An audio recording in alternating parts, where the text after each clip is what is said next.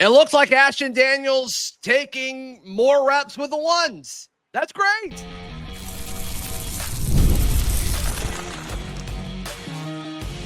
You are Locked On Auburn, your daily podcast on the Auburn Tigers. Part of the Locked On Podcast Network, your team every day.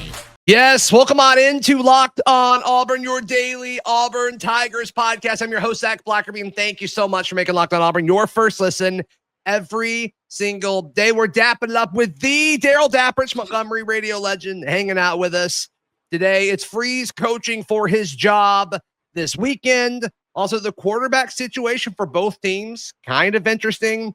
But Darrell, let's lead things off. Ashton Daniels, according to reports and practice notes, he's the guy leading the charge and kind of getting the first reps when it comes to the quarterback position throughout practice. I'm not shocked.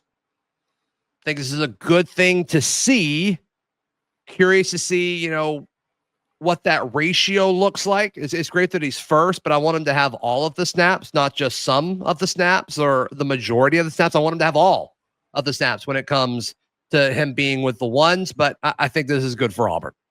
Well, I think if you go with it under the banner of truly his comment after practice was, I like doing it this way because the competition makes us both better. And he went to the old iron sharpens iron analogy. So if you take that approach, and I see a lot of people on social media over the last couple of days having a lot of different stances and takes on anybody's philosophy or opinion as to why this could be happening. And we'll talk about that later on in segment 2. Okay. But I like the attitude. I like the, hey, I'll compete, whatever. I'm not afraid of competition. Right. If it makes me better. So that could be the reason behind it. And I truly believe that there are things going on at practice from people that we have with boots on the ground that are telling us there's some different things and some different wrinkles that they're putting in. Not going to reveal, obviously, what those are. Mm-hmm. Some things that I'm excited about. But I need to just say something that I really, really need to get off my chest that I think this is a perfect opportunity to do it. Don't let up. Just let it out, my guy. I want to give some perspective and some clarity on the Ashton Daniels quarterback race or the perception of pulling for a particular candidate. You said it really, really well over the weekend where you said you're not anti either one, you're pro Auburn. And there's this narrative, and it's a fun narrative about how pro Ashton I am. But I want to set this up because it's important for our conversation when we segue into segment 2. Never, ever did I feel like Ashton Daniels was going to beat Jackson Arnold out. Never did I feel like he was quarterback 1 when he came here. Never did I feel like he was going to be a guy that was going to be in conversations as being a top quarterback in the SEC. I'm not saying these things to slight him. I'm giving you some perspective. What I liked about Ashton Daniels and why I'm glad he is taking, it looks like he is the leader in the clubhouse to start, is it's a luxury to have a quarterback that's your backup that has started 21 Power 4 games. That's the first point. The second point is I think he's highly intelligent. 21 games on a Power 4 team. Correct. Yeah. I think he's highly intelligent. I think he's very, very team-oriented. He's never acted like, the job was upset about it. He was just very much about doing what's best for the team. I think there's a poise about him and a maturity that I really, really like. I think there's a looseness with the way he plays. Not Jackson's fault. I feel like Jackson was very wound tight, afraid to make a mistake. I think Ashton is a little more fun-loving, calming. Those are the intangibles that I'm talking about, why I wanted to see him get a shot. It's not that I have delusions of grandeur about who he is or what he would become. I just want to put this in perspective that I think there's a lot of attributes the team follows and loves. And those are the things that I just said. And those are nice to have in a backup quarterback. Yeah, I mean, that was when we talked about depth throughout the roster at a lot of positions, but at quarterback, that was now I think we thought the high end part of the quarterback talent would be higher than it is now, but which once again leads me to have some frustration on why it took so long to get to this point. But I don't want to dwell on that too much because I think we're all on the same page there, especially if he turns out being noticeably better. I think it's going to be pretty similar.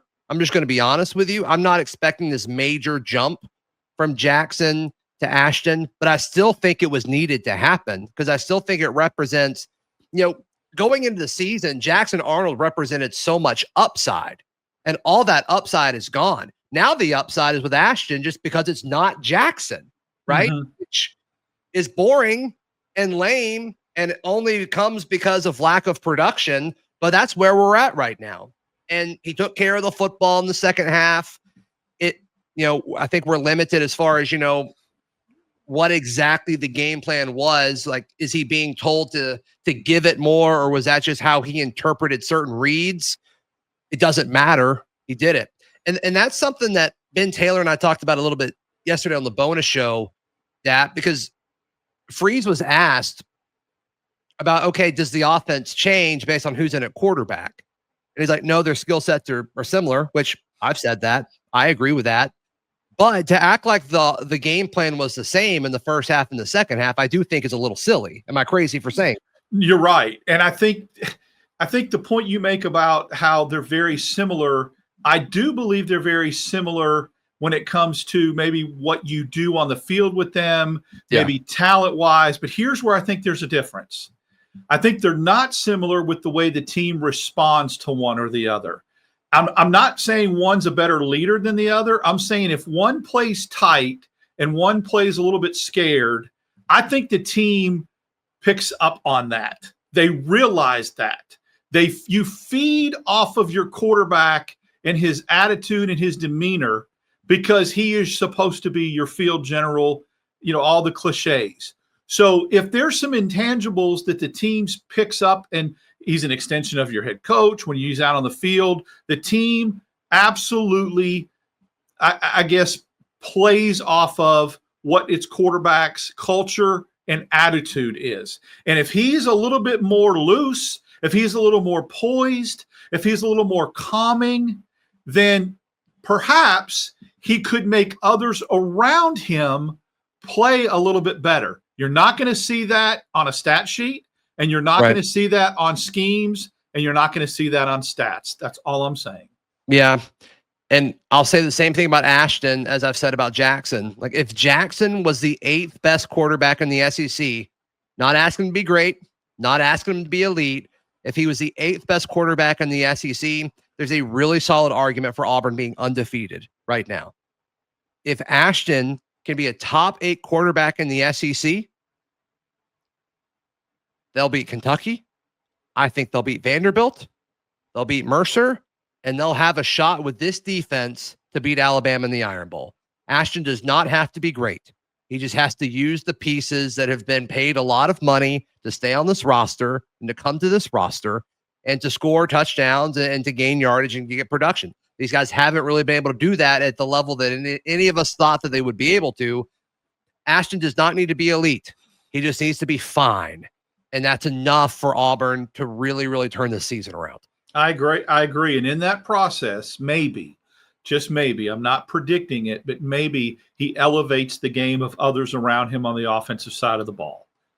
Yeah, which, once again, he doesn't even have to do that. The other guys can elevate him. True. I'm saying feeding off of that. Like, if somebody senses that, we got somebody in the huddle that's commanding the huddle that is going to go out.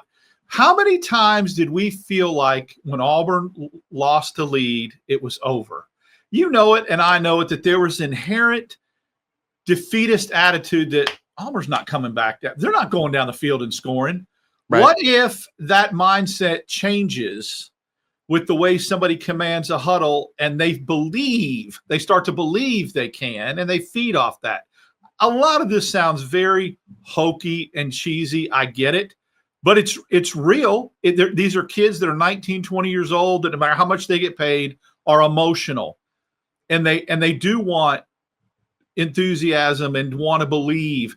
If you command the huddle and you take somebody down the field, again, I don't give a crap how it happens. If the defense sets you up with a short field, the defense has set Auburn up in the short field in previous games, and the offense couldn't capitalize. Let's be honest. Right. So that's all I'm saying. And am I rooting for the kid because of all the things I mentioned when we came on the air that I think are very, very worthy of praising somebody? Yeah, no, they're noteworthy for sure. For sure. The QB situation for Kentucky is also interesting. I mean, anybody could play quarterback in this game on Saturday. That's next right here on Locked On Auburn. Today's show brought to you by our friends at Mazda.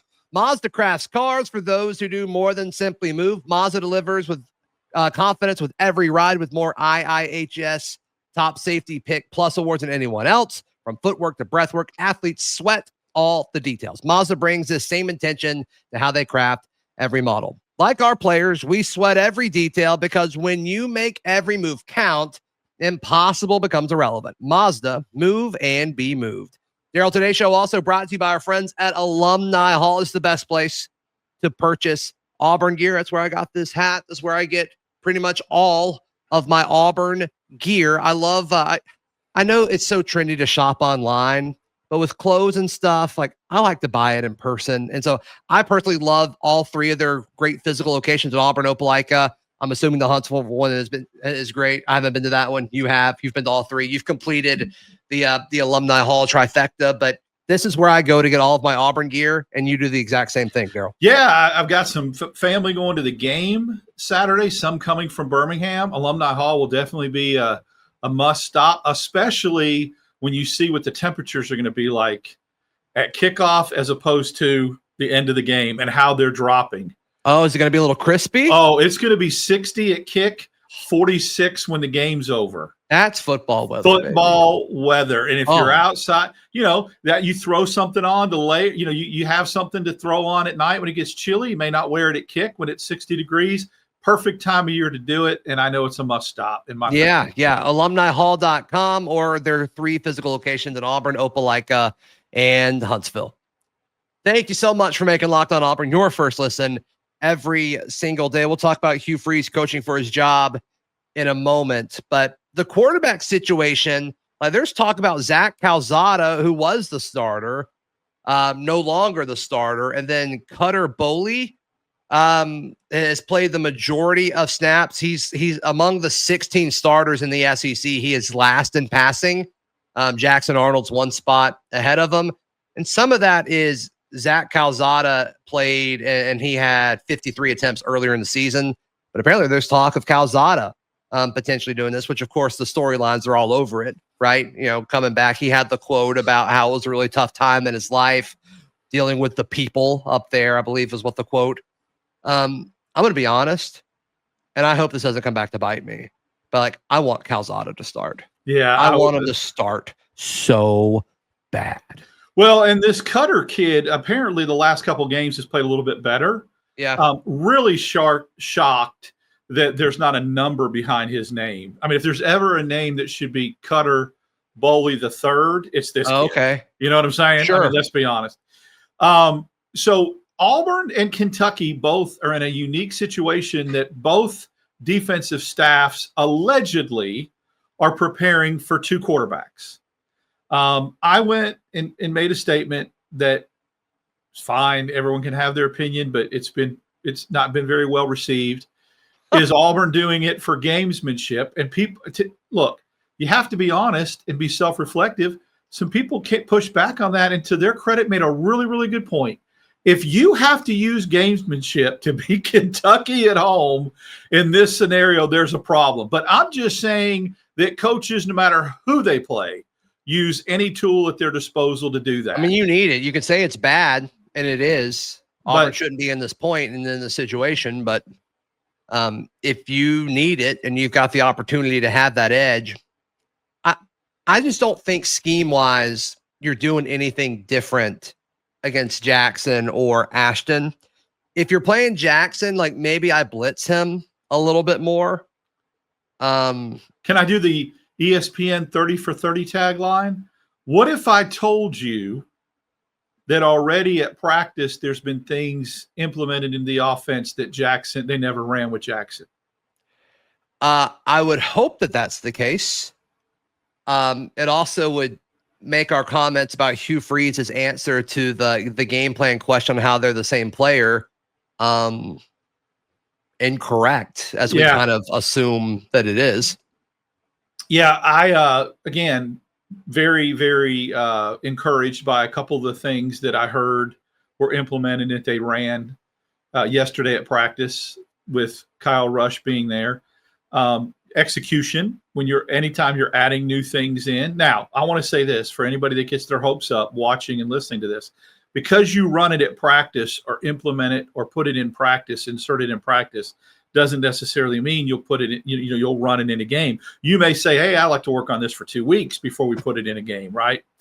But again, there's 2 or 3 different things that they are doing at practice with Ashton that they didn't do in previous practices when Jackson was the quarterback. So maybe not. We'll see. Could be more eye candy. Sure. It could be. It could be. And they were doing that during the media window, like all that, talk about gamesmanship. Is that part of it? But I think you can make the case that, Cutter Bolley and Zach Calzada, like, I don't think they're like 2 tremendously different quarterbacks. I think Bolley's a little bit better. I'm going to be honest with you. But I mean, you talked about it just a second ago. Like, they are throwing it more now over the last few weeks than they have been. So his stats reflect that. Most recently, they got whooped by Tennessee, but he was 26 for 35, threw 5 touchdowns, 330 yards.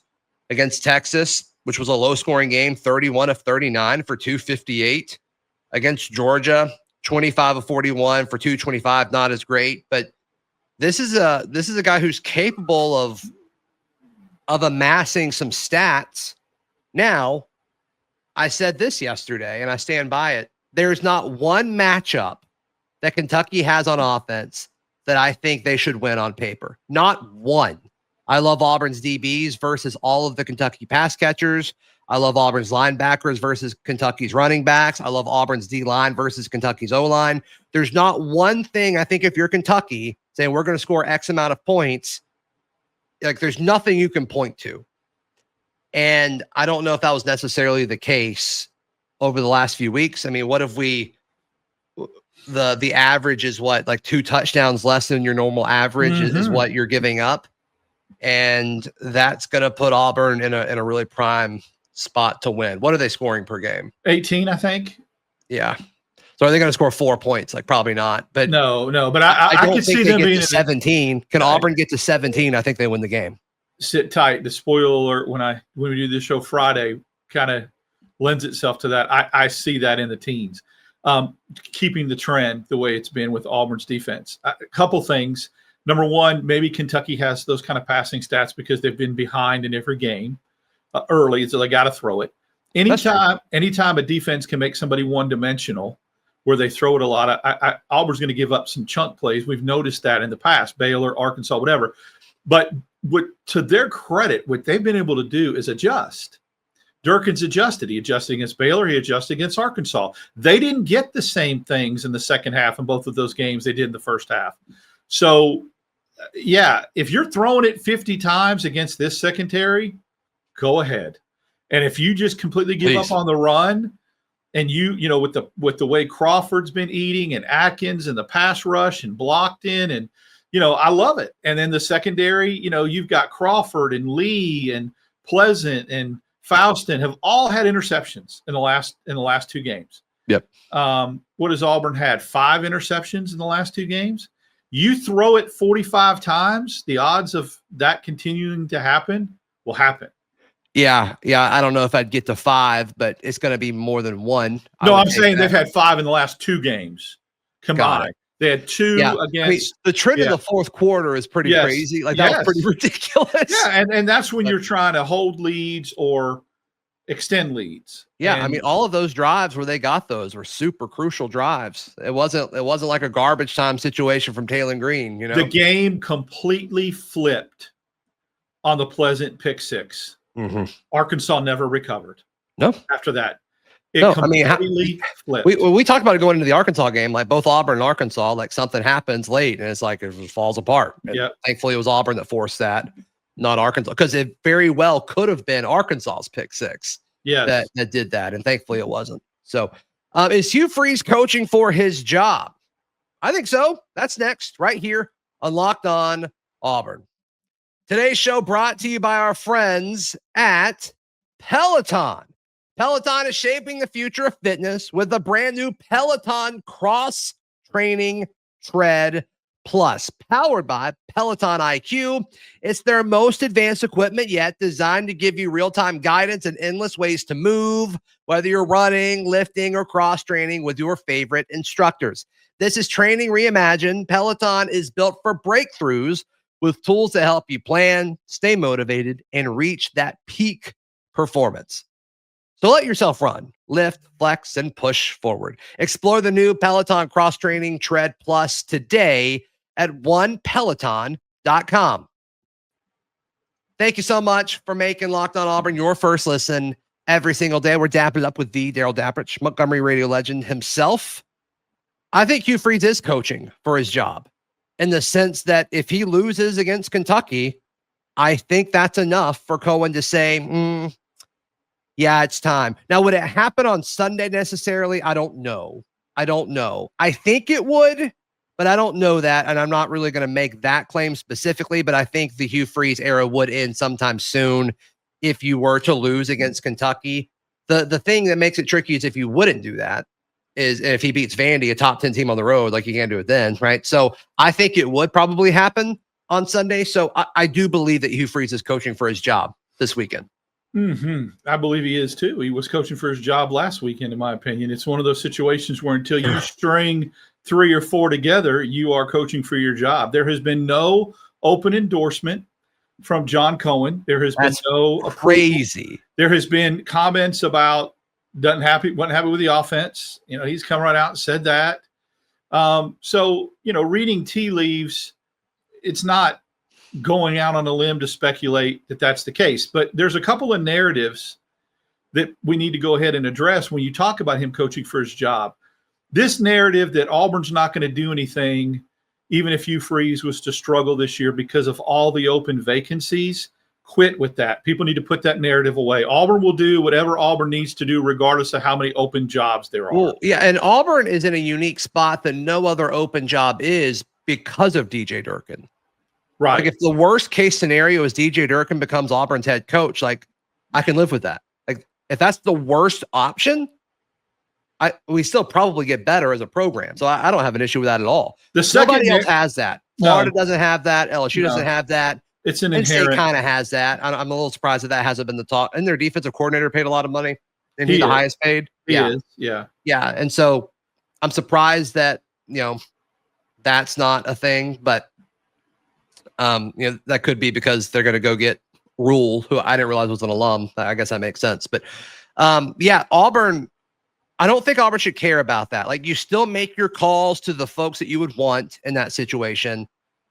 And you go from there. And if it doesn't work, like, okay, great. Tell them, hey, we need DJ Durkin to stay on the staff. Oh, you're not okay with that? Well, what's your plan?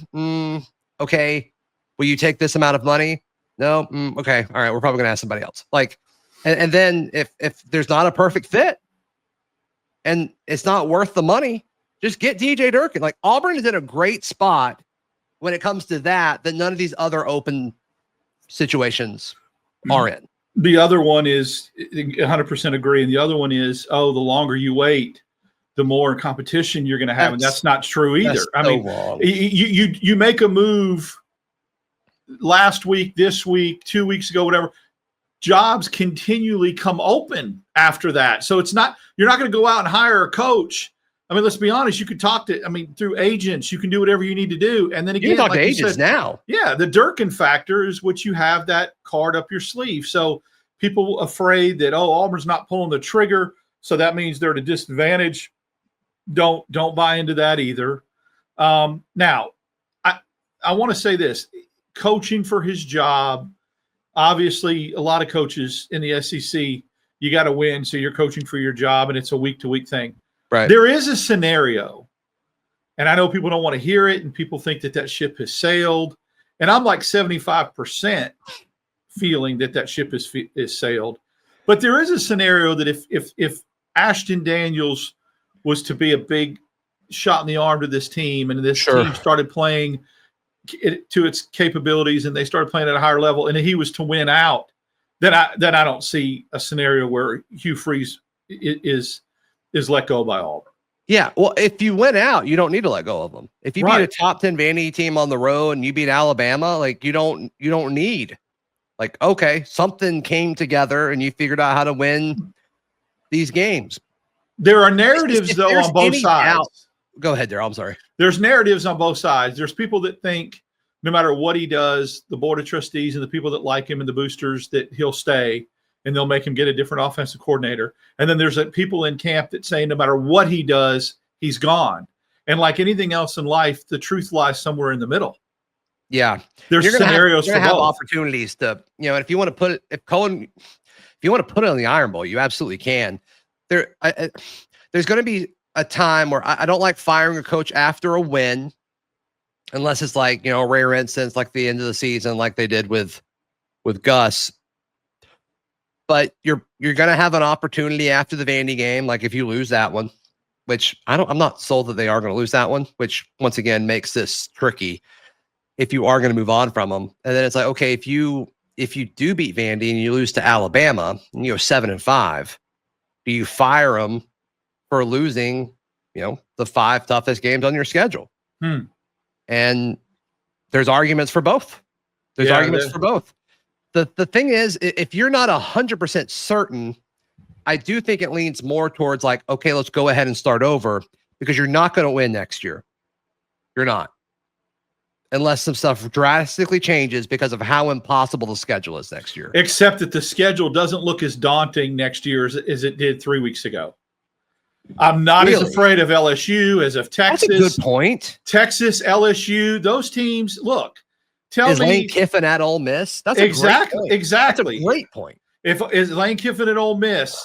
Has Tennessee looked like world beaters? No. His LSU has looked very average. Florida is going to be in flux. Arkansas is going to be in flux. Wow, you've changed my opinion on that. You're 100% right on that. Now we got to see, how the chips and dominoes fall and all that. But just like I assumed this year was going to be Hostess Cupcake Central, and it turned out not to be. Well, we kept saying this is the. So here's where you look at it. You stick to your core values and you don't allow eye candy to affect you, or emotion or recency bias to affect you.